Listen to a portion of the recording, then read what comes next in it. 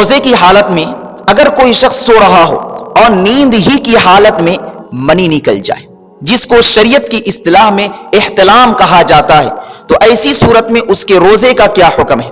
اس کا روزہ ٹوٹے گا یا باقی رہے گا؟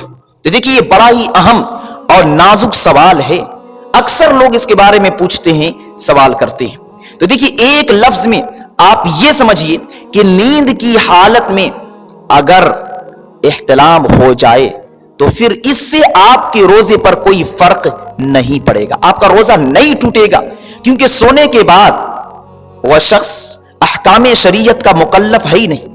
اسی لیے کہا جاتا ہے کہ اگر کوئی شخص نیند کی حالت میں نیند میں ہی اپنی بیوی کو طلاق دے دے تو اس کی طلاق کا کوئی اعتبار نہیں۔ لہذا نیند کی حالت میں خواب آپ نے دیکھا یا نہیں دیکھا، بہر صورت اگر احتلام ہو جاتا ہے تو اس سے آپ کے روزے پر ذرہ برابر بھی فرق نہیں پڑے گا۔ لیکن آگے میں آپ کو ایک اور بات بتاتے چلوں۔ اکثر ہمارے نوجوان، بہت سے مسلمان وہ ہیں کہ غسل کرنے میں غفلت برتتے ہیں۔ احتلام ہوا، کسی وجہ سے ناپاک ہو گئے، اب سستی اور کاہلی کی وجہ سے وہ غسل نہیں کر رہے۔ میرے عزیزو، ایسا نہیں ہونا چاہیے۔ ناپاکی میں ایک گھڑی بھی مسلمانوں کو نہیں گزارنا چاہیے۔ افسوس اور حیرت تو یہ ہے کہ ہمارے بہت سے مسلم نوجوان وہ ہیں جو 24 گھنٹے تو کیا، زندگی کا اکثر حصہ ناپاکی میں ہی گزارتے ہیں۔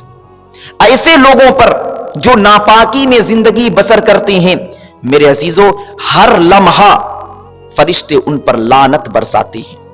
تو اگر کسی وجہ سے آپ ناپاک ہو جائیں تو فوراً جتنی جلدی ہو سکے کوشش یہ کرے کہ آپ غسل کر کے پاک ہو جائیں۔ یاد رکھیں، اگر سستی کی وجہ سے آپ کی ایک نماز نجاست اور ناپاکی میں قضا ہو جاتی ہے، چھوٹ جاتی ہے، تو آپ گنہگار ہوں گے۔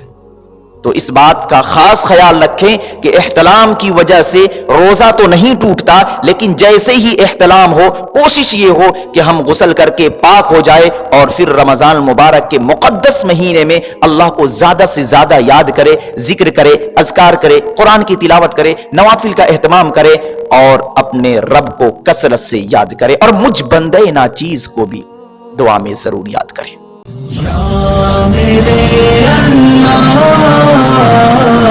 Thanks for watching. Don't forget like, comment, share and subscribe to Mufti Haq Kasmi.